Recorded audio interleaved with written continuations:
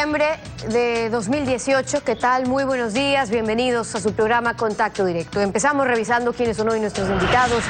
Nos acompaña en estudios Henry Kronfle, asambleísta nacional del PSC, integrante de la Comisión del Régimen Económico y Tributario. Vamos a hacer una revisión a la proforma presupuestaria del 2019. Hay un incremento en el gasto corriente, hay una disminución en los rubros de educación y salud, hay una sobreestimación del crecimiento del Producto Interno Bruto. Lo vamos a analizar. También estará con nosotros Pablo Moizam, el vocero del Frente Nacional por la Familia. Ideología de género o identidad de género. Los temas que se incluyen en proyectos de ley como el Código de la Salud. ¿Qué se debe promover en las escuelas? Y además, hoy estará Germán Rodas, integrante de la Comisión Nacional Anticorrupción. Una cirugía mayor a la corrupción, pero con una justicia que va a paso lento, la posibilidad de recuperar lo robado y además los casos que denunció la Comisión Anticorrupción. En las noticias les contamos que el Consejo Nacional Electoral ya tiene a sus integrantes definitivos. El Consejo de Participación Ciudadana Transitorio nombró a los 5 nuevos miembros del máximo organismo electoral, entre ellos 2 que cumplían ya funciones transitorias. Para hoy está prevista su posesión ante el Pleno de la Asamblea. Veamos de quién se trata. 2 mujeres y 3 hombres integran el Consejo Nacional Electoral definitivo. Son los ganadores del proceso de selección que concluyó el jueves en el Consejo de Participación. Así, el CNE estará integrado por Diana Tamaint, quien fue propuesta por la CONAIE. Es actual vicepresidenta del CNE transitorio y fue asambleísta por Pachacutic. Estela Acero fue auspiciada por Alianza País, partido del que también fue asambleísta. Además, fue presidenta de la Comisión de Asuntos Indígenas del Parlamento Latinoamericano. José Cabrera entró al concurso por el Partido Social Cristiano. Es ingeniero informático y actualmente es miembro del CNE transitorio. Enrique Pita fue propuesto por Creo. Es presidente de la Cámara de la Construcción de Guayaquil y fue presidente del Tribunal Electoral del Guayas. Y Luis Verde Soto, quien representa a la Junta Cívica de Guayaquil. Es doctor en Ciencias Sociales, sociólogo y ahora es socio de Fundamedios. El Pleno del Consejo de Participación aprobó la resolución por unanimidad. Notifique a la Asamblea para que los posesione y también a los interesados para que concurran ante la Asamblea Nacional a posesionarse. Pero la integración del CNE aún no está completa, ya que resta nombrar a los suplentes. La actualidad, los protagonistas, el análisis y la información en Contacto Directo.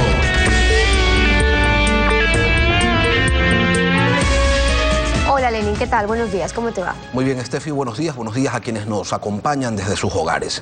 Henry Kronfle, asambleísta nacional del Partido Social Cristiano, miembro de la Comisión de Régimen Económico, buenos días. Muy buenos días, muchas gracias por la invitación y un saludo a todos los que nos están viendo y escuchando. El gobierno ofreció austeridad, el problema es que no dijo dónde la iba a aplicar, así es como observamos que en la proforma presupuestaria del 2019 el gasto corriente se incrementa, pero la inversión en salud y educación cae en más de 500 millones de dólares. Y eso en un país como el nuestro, desde lo social resulta inaceptable, desde lo legal se contrapone a lo que determina la Constitución. ¿Cómo conciliamos lo que se debe hacer con lo que ha presentado el ministro de Finanzas? Bueno, muchas gracias por la pregunta, es muy interesante. Yo creo que hay varias cosas que hay que tomar en consideración en este presupuesto general del Estado. Voy a comenzar con las positivas para poder llegar a su pregunta. Lo primero es que ha habido transparencia por primera vez porque este presupuesto está colgado en la página web del Ministerio de Economía y Finanzas y así cualquier ciudadano lo puede revisar y lo puede analizar y eso es muy importante. Otra, que el gobierno está, digamos, con la apertura para discutir estos temas y ya sabe acerca de las observaciones que se hicieron en la mesa de desarrollo productivo, que es la mesa que está manejando el presupuesto general del Estado en la Asamblea Nacional, y tienen la apertura para hacer la revisión. Entremos en lo que es el gasto corriente, como usted dice, el presupuesto de salud y educación. En el gasto corriente hay que tener mucho cuidado porque hay algunos rubros que nunca están en el presupuesto general del Estado, por lo menos en los últimos presupuestos generales del Estado, que en este caso son más de 1.200 millones, del 40% de la aportación de la Seguridad Social. Que es la mitad de lo que requiere el IES. Sí, pero ya vamos a entrar en ese tema también, pero eso aumenta el gasto y ahí yo, por ejemplo, no estoy de acuerdo. Yo quisiera que esos 1.200 millones de dólares sean considerados considerados como una deuda, porque eso es el pago al año 2016, eso es una deuda, y si se considera así, podría bajar el gasto y el déficit fiscal. Y por el otro lado, tampoco estoy de acuerdo, por ejemplo, que las concesiones estén como ingreso permanente cuando pueden ser ingreso corriente, no permanente, y más bien que tengan otra calificación y así cubrir la deuda, digamos, la regla macrofiscal. En el tema de salud y educación se hicieron dos cosas importantes y ya podemos profundizar en estos temas. La primera es que se aumenta el 0.5% del Producto Interno Bruto, que es lo que demanda la Constitución en estos dos rubros, pero a raíz del presupuesto codificado, es decir, a septiembre del 2018. Si ese presupuesto era menor que el de septiembre de 2017, por más que se cumpla con ese requerimiento constitucional, el monto total va a ser menor. Aquí hay observaciones también de la Comisión en donde se pide que el monto mínimo por lo menos sea igual. Ahora, no quiere decir que más plata va a haber mejor sistema de salud, mejor sistema de educación o mejor sistema de seguridad. Aquí hay que tener una eficiencia en el gasto, porque no más maestros son más educación, no más doctores son más salud, o mejores servicios de salud, no más policías son más seguridad. Aquí hay que hacer un trabajo de fondo, ya no de forma, que es la eficiencia del gasto. Sí. Y es verdad, más policías no garantizan más seguridad, más médicos no garantizan más salud, pero con menos plata es bastante complicado imaginarse un mejor servicio, una mejor atención en estos rubros. Ahora, lo que se va a invertir entre salud y educación combinado alcanza el 7.14% del Producto Interno Bruto. En importación de derivados y servicio de la deuda es casi el 12% del Producto Interno Bruto. Parece que alguien tiene un problema con las prioridades. A ver, hay un servicio de deuda que se viene, digamos, no le podemos echar la culpa a este gobierno de lo que hay que servir en la deuda. Pero se la puede renegociar. Se la puede renegociar y hay que hacerlo. No se lo ha hecho. Hay que ejecutar. Eso es un tema que definitivamente hay que ejecutar y de manera urgente. Nosotros hemos sido muy incisivos en que eso se tiene que hacer, se tiene que ejecutar y de manera urgente. ¿Y los subsidios? El país no puede esperar más. Y los subsidios se tienen que focalizar. Nosotros hemos sido muy claros, pero la focalización tiene que ir para reinsertar a la gente en el mercado laboral, la gente más necesitada y sobre todo para generar empleo y producción para crear bienestar a la sociedad. Pero déjeme regresar al tema de educación y salud, que creo que son dos temas que le importan muchísimo a la ciudadanía. En el tema de educación nosotros hemos hecho una recomendación que mínimo se tiene que llegar al monto, digamos, en dólares del presupuesto anterior. Pero además es importantísimo que el gobierno se siente con los rectores de las diferentes universidades para hacer más eficiente el gasto. Pero es que no es el monto, a ver, ingeniero, pero es que no es que tiene que llegar al monto del presupuesto anterior. No, tiene que estar 0.5% por encima del presupuesto anterior. Es correcto, eso entonces, demanda ¿por qué esas concesiones? No, es que lo que se ha hecho es lo que se había hecho en presupuestos generales del Estado anteriores. Ojo con lo que le estoy diciendo. No se está trabajando con el 0.5% del incremento sobre el presupuesto inicial, sino sobre el presupuesto codificado a septiembre de 2018. Eso es lo que ha hecho el gobierno para justificar que ese 0.5% se está cumpliendo en la Constitución. Si usted codificó menos en el 2018 que en el 2017, va a tener menos en el monto de asignación. Por eso es que hemos... jugar con las cifras. Por eso le digo... Eso es como la elevación del Producto Interno Bruto de 109.000 a 113.000 millones de dólares. Es correcto. ¿Sabe de dónde aparece? No estamos de acuerdo, Lenín. El informe de la Comisión dice que no está de acuerdo que se observe ese monto. El informe de la Comisión, vuelvo y repito, Desarrollo Económico, no es la comisión en la que yo estoy, es la de Desarrollo Productivo. Y esa comisión ha dicho que no está de acuerdo y como mínimo, como base, ha puesto dentro del informe que se tiene que llegar a ese monto porque el gobierno dice que sí está cumpliendo con ese 0.5%. Pero ¿qué pasa, por ejemplo, también en la salud, Lenín? Que es importante decirlo. Se acaba de crear un organismo nuevo por un decreto ministerial en donde se pretende pues ser el organismo que controle todo el tema de la salud. Pero si el Ministerio de Salud lo primero que tiene que hacer es controlar pues obviamente sus propios inventarios, sus medicinas, sus médicos, que no escaseen, que no falten, que no se pierdan esa medicina. Primero organícense ustedes como ministerios antes de pretender, digamos, controlar todo lo demás. Y en ese tema de salud también hay que ser muy eficiente en el gasto. Y yo creo que esa es otra de las recomendaciones que se tienen que, digamos, implementar dentro del Pleno de la Asamblea Nacional cuando se trate esta proforma ya en el Pleno. La proforma se aprobó, pasó un primer informe en la Comisión de Desarrollo Económico donde el Partido Social Cristiano tiene como representante a César Ron. Él votó a favor de ese informe. Usted tuvo que conocer la proforma 2018, estuvo en otra comisión, en la de régimen económico, y usted presentó el año pasado, dijo no estoy de acuerdo y presentó un informe de minoría. En esta ocasión votan a favor, no hay informe de minoría, entonces ¿qué ocurre? A ver, es que cuando se vota a favor no puede haber un informe de minoría, pues cuando se vota se abstiene. Exacto, entonces ¿significa que están ustedes de acuerdo con la proforma? No, déjeme explicarle qué es lo que significa esto. Significa que si no hubiera habido ese voto de César Ron, quizás se hubiera regresado, no es que quizás, se hubiera regresado a la proforma presupuestaria sin tratarla el Pleno de la Asamblea Nacional. Eso es algo gravísimo, pues, Lenín.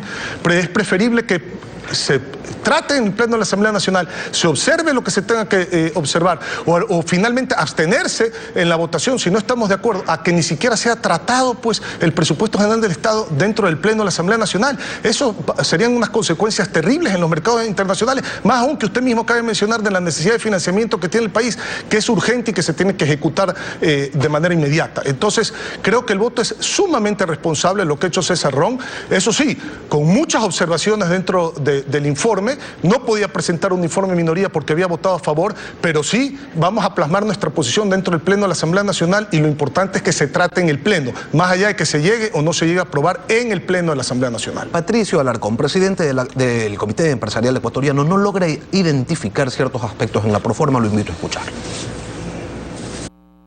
Se piensa en las finanzas y no en la economía. ¿Qué es lo que nosotros necesitamos como sector productivo? Y es mejorar la competitividad. ¿Qué vamos a necesitar para acompañar a la política comercial?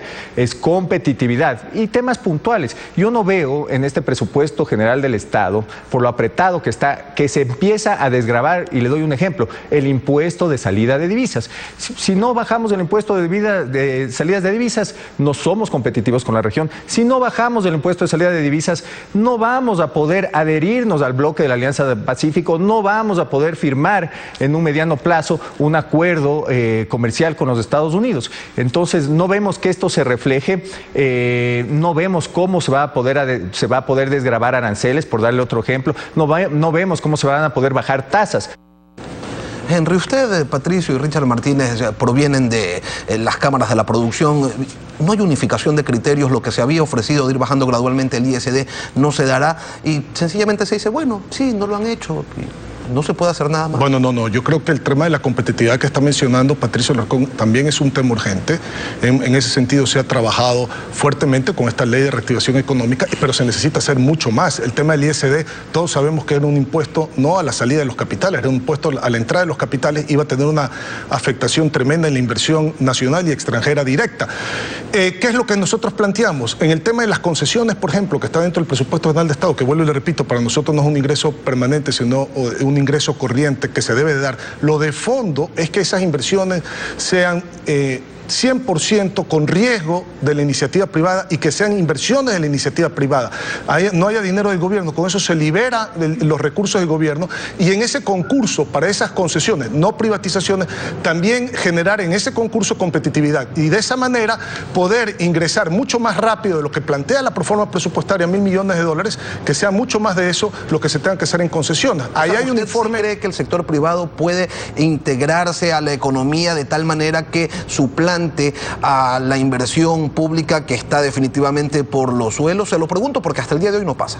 A ver, yo creo que sí es posible ahora, bueno, más que nada ahora que existe una ley de reactivación económica que conlleva uno de los parámetros que no había existido en el Ecuador, que es fundamental para que todo lo demás funcione, que es el arbitraje internacional. De ahí la insistencia nuestra como Partido Social Cristiano de que se incluye esa ley del arbitraje internacional. Con arbitraje internacional, con concesiones claras, con veeduría de la Procuraduría, de la Contraloría, de la propia Asamblea Nacional, de control ciudadano, podemos ir a concesiones, no privatizaciones, en donde sea la inversión total privada y el riesgo total privado y no por el Estado. Eso le quita recursos al Estado, digamos, le permite tener más recursos al Estado y esos recursos del Estado tienen que ser usados de manera eficiente justamente para ir más hacia el plan anual de inversiones y menos hacia el gasto corriente. Aquí tiene que crecer la economía y bajarse los gastos y reestructurar la deuda. Esas son las tres cosas urgentes que requiere el país. Eso es lo lo de fondo, no las clasificaciones presupuestarias si está en este lado o no está en este lado. Hay que cumplir, sí, con una regla macrofiscal, y lo he dicho en el tema de concesiones, si se quita eso como ingreso permanente y se va a ingreso corriente, por el otro lado, en la aportación de los más de 1.200 millones del IES, más allá de que esa cifra tampoco es aceptada por la Asamblea Nacional, porque hemos pedido que exista una mesa técnica en donde la Asamblea Nacional tiene que tener una veeduría para que se determine exactamente el monto, y de haber faltante tiene que cumplirse por parte del presupuesto general del Estado, por parte del gobierno, pueden usar el artículo 186 de la Constitución, que le permite usar ingresos no permanentes para cubrir cualquier rubro permanente en materia de salud y educación. En ese sentido, vuelvo y le repito, creemos que la fórmula está en crecer la economía, bajar los gastos, que venga la inversión con concesiones a riesgo del sector privado, y por el otro lado, por supuesto, la estructuración urgente de la deuda. Henry Kronfle, asambleísta nacional por el Partido Social Cristiano, gracias por venir a Contacto Directo. Gracias a usted por la invitación.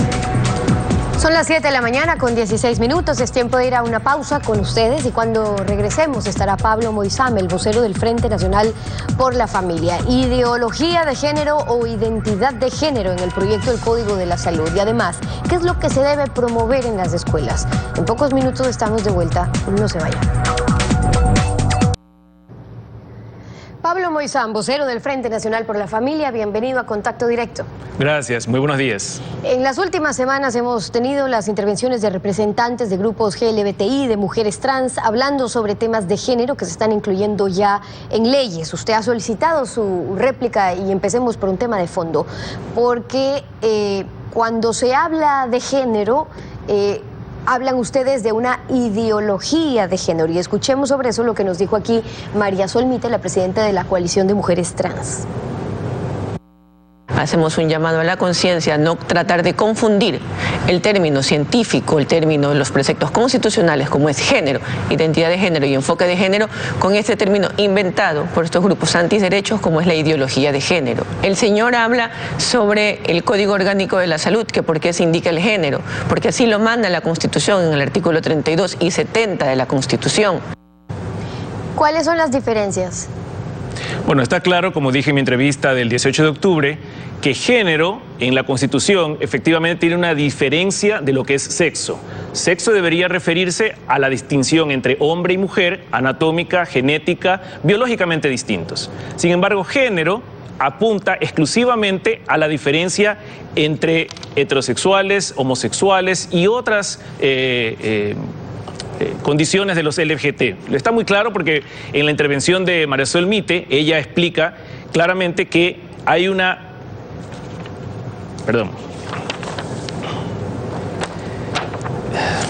Pero ¿por qué ideología de género? Ya vamos a sacar qué más dijo María Sol Mite en esa intervención, pero ¿por qué ideología de género más allá de identidad de género? Claro, es una ideología porque se refiere a una construcción social, supuestamente mediante la cual un hombre o una mujer no son hombre o mujer porque nacieron con ese sexo, sino porque la sociedad o su entorno los construyó de esa forma. Ahora, en el Código de la Salud se está incluyendo que las escuelas, que los establecimientos educativos deben fomentar contenidos que promuevan la igualdad de género, pero hay quienes entienden por ello la igualdad de género, la igualdad entre hombre y mujer, pero escuchemos en cambio lo que nos dijo Marisol. El promover la igualdad de género quiere decir romper esos estereotipos sobre el patriarcado y sobre el machismo para poder efectivamente evitar femicidios, evitar violencia contra la mujer.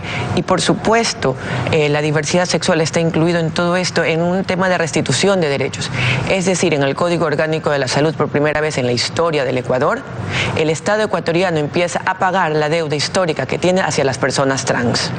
O sea, que al hablar de igualdad de género están incluyendo el promover en las escuelas el tema, o en los colegios, en las instituciones educativas, el tema de la diversidad sexual.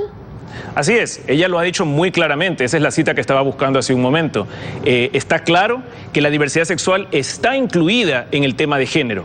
Entonces, tuvimos también la intervención de Agustín Laje 2 días después, en que nos presentaba un folleto de la alcaldía de Cuenca, donde se enseñaba a los chicos sobre pansexualidad, intersexualidad, drag queens, drag kings.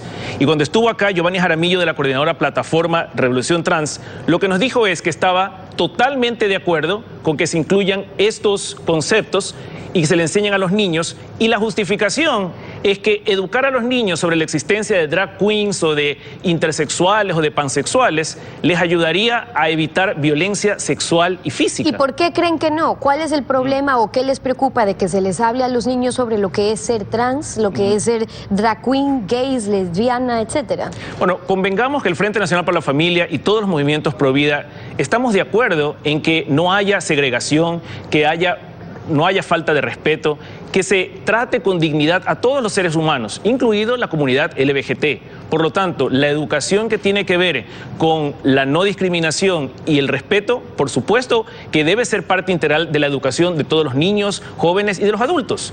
Ahora, es muy distinto promover, y ahí está el truco, promover la identidad de género, la expresión de género. Entonces sí, empezamos a adoctrinar a nuestros niños en escuelas y colegios para que crean que estas situaciones son naturales. Decían también en la entrevista, bueno, si no están de acuerdo con eso, que cambien la Constitución, pero ¿qué dice la Constitución? ¿Qué se debe promover? ¿Qué es lo que se debe informar o respetar? Porque sí, la Constitución habla de identidad de género, pero ¿significa eso que se deben promover estos temas además en leyes, en salud, en educación? ¿De qué manera? Bueno, no, porque el artículo 29 de la Constitución también le garantiza a los padres de familia el derecho de educar a nuestros hijos conforme nuestros principios y creencias. Tanto es así que en la entrevista anterior mencioné el decreto 460, en el que el presidente Lenín Moreno dio marcha atrás al decreto 397, donde se hablaba de nuevas masculinidades, mujeres en su diversidad e identidad de género. Hubo una protesta en las calles, miles de personas salieron en julio de este año en varias ciudades del país para protestar por este decreto que se deriva de la ley de violencia contra la mujer. Ahí claramente género estaba apuntando hacia lo que las comunidades trans han venido a decir aquí en Ecuavisa. En cuanto a la diversidad sexual. Pero así ahora es. Que usted dice el tema de los padres, y muchos padres que nos están viendo ahora dicen, bueno, esos temas déjennos a nosotros, a los padres de familia, pero hay un tema de subsidiariedad también, y luego están las responsabilidades del Estado. Escuchemos sobre eso lo que nos dijo Giovanni Jaramillo, que es el coordinador de la plataforma Revolución Trans. Y estamos conscientes que los padres y madres de familia deben tener las riendas de la educación de sus hijos y sus hijas. Sin embargo, desde las propias vivencias de nosotros, las personas trans, consideramos que la información en la escuela, colegio y en el hogar es necesaria. Las personas diversas sexualmente tuvimos infancia, y al no tener la información que pueda avalizar o respaldar nuestra vivencia, hizo que la violencia sea de una manera encarnizada en los sitios en donde la niñez debía haber sido cuidada. Deben respetarse las decisiones de las autoridades. Y este folleto está firmado por el alcalde de Cuenca. ¿Sí? Debe haber sido realizado con un consenso entre autoridades de educación que reconocen que la identidad de género y la orientación sexual ya están como derechos en la Constitución ecuatoriana. Él se refería a un folleto que mostramos acá, por cierto, que sí, tiene el sello de la Municipalidad de Cuenca, en el que se habla sobre qué es un drag queen, qué es gay, lesbiana, etcétera. Pero ¿qué le preocupa a usted sobre eso? Bueno, hay que hacer nuevamente la distinción entre fomentar el respeto a la diversidad o fomentar la no discriminación a adoctrinar a nuestros niños. En el consenso que el señor Jaramillo menciona, solo habla de autoridades educativas. ¿Y dónde quedamos los padres de familia? Aquellos padres que me escuchan claramente quieren ser parte activa en la educación de sus hijos y estar claros en qué es lo que les van a enseñar en las escuelas y colegios. Entonces no es posible que el señor Jaramillo diga que porque una autoridad ha emitido un documento debemos respetarlo así porque sí. ¿Dónde quedamos entonces los padres de familia y nuestra voluntad que está consagrada en la Constitución, el artículo 29? Cierro con esto. Este tema está todavía por aprobarse en el Pleno, en lo que se respecta al Código de la Salud, en el Pleno de la Asamblea. ¿Han presentado sus preocupaciones, sus observaciones? ¿En qué están? Así, varias veces hemos comentado tanto a la Comisión como a algunos miembros de la Asamblea Nacional que nos preocupa este artículo 113, por ejemplo, del Código de Orgánicos de la Salud. ¿Por qué? Porque nuevamente habla de promover la identidad equidad de género, habla nuevamente de cambiar mallas curriculares, que es exactamente lo que pretendieron hacer con la Ley de Violencia contra la Mujer y que, repito, el presidente Lenín Moreno ya zanjó que debe referirse exclusivamente a la distinción entre hombres y mujeres. Y hay que esperar a ver qué quiere aprobar la Asamblea. Pablo Moizán, vocero del Frente Nacional por la Familia, en Contacto Directo. Gracias por haber estado con nosotros. Gracias, buenos días. 7:30. Vamos a una pausa y al regresar estará Germán Rodas, el integrante de la Comisión Nacional Anticorrupción. Hablamos de esa cirugía mayor que ofreció el gobierno y esta justicia que avanza a paso lento y además con la estela de fugados y casos inconclusos. Ya volvemos, no se vayan. Que la lucha contra la corrupción es una labor iniciada en camino y con buenos resultados, indican desde el gobierno. Sin embargo, desde otros sectores se piensa que no ha dejado de ser una tarea pendiente en la que los esfuerzos ejecutados no son suficientes. Esta mañana nos acompaña Germán Rodas, integrante de la Comisión Nacional Anticorrupción. Buenos días. ¿Hay cirugía mayor o lo que ha pasado no es más que el intento de extirpar, de curar un cáncer, pero con paños de agua tibia? Gracias, buenos días, Lenny. Mire, la renuncia, la salida del fiscal nos ha dejado con un sabor amargo, porque se va para alguna actividad seguramente importante, para él, para la institución, pero fue designado para que se encargara de dar seguimiento a varios temas. Él mismo se reunió con la Comisión Nacional Anticorrupción y acordó una especie de un camino para desbrozar aquello que concierne a Caminosca, Manduriacu, entre otras cosas, y evidentemente en el tema Odebrecht. Se comprometió a una serie de acciones, pero ocurre que se ha ido. ¿Qué presiones existen alrededor de aquello? De tal manera que ese es un tema que nos preocupa, y nos preocupa adicionalmente porque hay una estructura en la Fiscalía que yo personalmente no la confío. De tal manera que me parecería... ¿Y por qué no confía en esa estructura? No confío porque son personas que están vinculadas desde hace muchísimo tiempo con el fiscal Chiriboga, por ejemplo, con la señora Tania Moreno, de tal manera que no nos brinda la confianza indispensable, porque además allí debió ya haber comenzado un trámite que signifique dar cuenta del proceso de Glass y todos los involucrados en peculados, y no se ha avanzado absolutamente en nada. Yo no sé si lo más prudente es dejar a la actual persona que va a subrogar a quien se ha ido, se fue, el señor Pérez Reina, o pensar a lo mejor en una nueva persona que esté frente al proceso mientras se da la designación final. Habría que pensar seriamente en aquello, porque nos pueden seguir engavetando las cosas y entonces ocurre que el tema de la lucha contra la corrupción es solamente un motivo para la farándula política, para la campaña que ya se viene, o para simple y llanamente esconder el grueso de las acciones de anticorrupción, de corrupción que se dieron en el Correato. No se olviden, y veamos, Lenin, que lo que estamos viendo ya en los próximos meses es que este sector del Correato ya va a tener partido político, ya van a ser candidatos, es decir, nos van a sepultar la realidad de las circunstancias que hemos pretendido investigar y averiguar y denunciar al país en medio de la farándula electoral. El problema del Ecuador es que nos vamos acostumbrando a ciertas conductas, sí, a las malas, pero resulta que ya a pocos les llama la atención cuando muy orondos desde la Asamblea Nacional dicen que han dejado por fuera de un informe que se supone investiga un crimen de Estado, dejan por fuera a alguien por un error de tipeo. O lo que usted señalaba, el fiscal encargado de perseguir la corrupción renuncia porque le han ofrecido un mejor trabajo. Las cosas suceden ante nuestros ojos, sin embargo, hay quienes no se quieren dar cuenta. ¿Por qué? Debe ser las presiones, debe ser también una falta de voluntad política individual, conducta de vida para enfrentar el tema de la corrupción. Creo que también estamos atravesados por esa realidad. Germán, pero ustedes investigan, ustedes denuncian, ustedes presentan pruebas.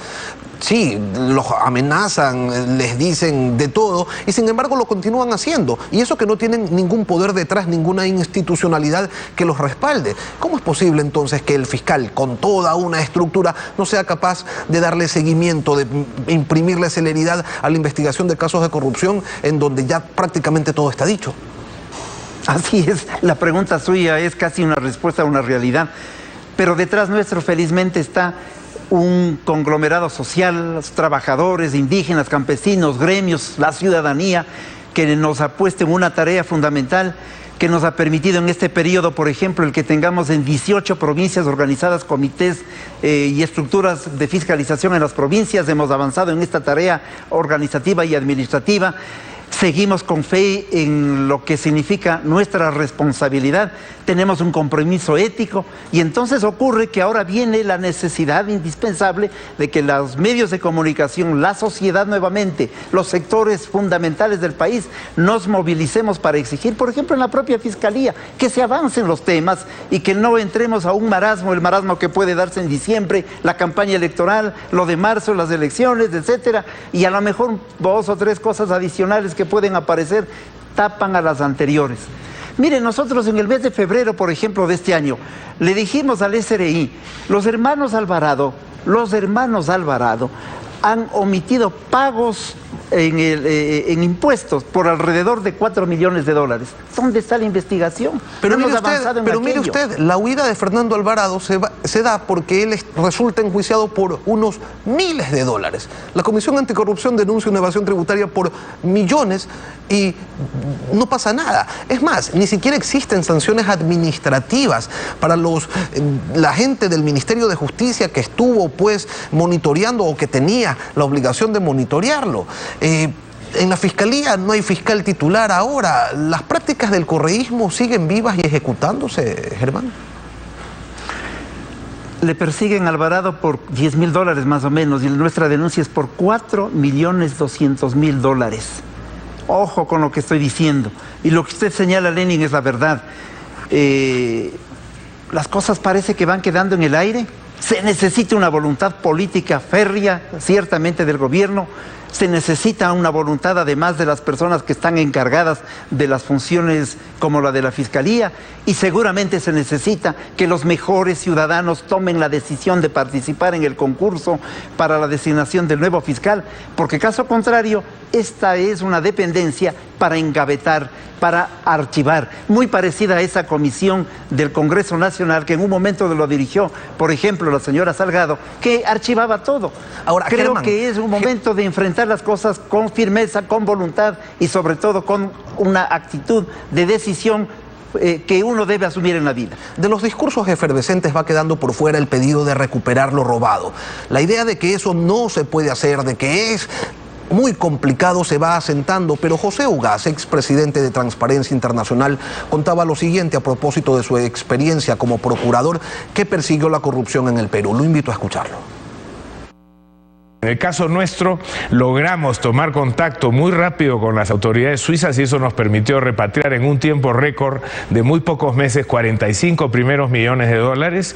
A la fecha, el Perú ha recuperado más de 350 millones de dólares de un estimado de 600 que puede haberse llevado en la organización de Fujimori y Montesinos. No tenemos una cuenta total, pero ya existe un conjunto de reglas internacionales. El propio Banco Mundial tiene una guía y provee a los países que lo piden de asesoría, hay consultores especializados, hay firmas de abogados que se dedican exclusivamente a esto.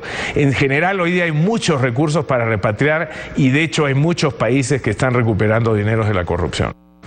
Entonces no es que no se puede. Acá el gobierno dijo que había contratado a unas empresas para que hagan ese trabajo, pero hasta el momento no vemos resultados y ahí es cuando se asienta la percepción de que no se está haciendo nada. El presidente nos dijo que en el curso de estas semanas habría un resultado. Bueno, esperemos ese resultado, pero ya no puede haber más esperas. Eso sí me parece fundamental señalar al país. Yo espero que lo del gobierno esté marchando. Y lo que nos acaba de decir el funcionario peruano no nos demuestra sino que es posible si es que se dan los pasos adecuados en la búsqueda de los recursos. Hay 2 cosas que están pendientes. En la consulta de febrero de este año se estableció la muerte civil. Ya vamos a tener candidatos a algunos de ellos que estuvieron involucrados en el proceso de Odebrecht, por ejemplo. Ya vamos a ser testigos de aquello. Y la otra circunstancia, no hemos avanzado en la ley de control de dominios, que me parece fundamental a estas alturas. Hay mucho por hacer. Germán. Está todo pendiente, pero le quiero decir una cosa final. Brevemente, por favor. Fíjese. Nosotros le dijimos al fiscal saliente dónde están algunos recursos del tema Caminosca. Le entregamos cuentas, le entregamos datos vinculados con algunas cuentas corrientes donde están reposando esos recursos y el señor se fuga.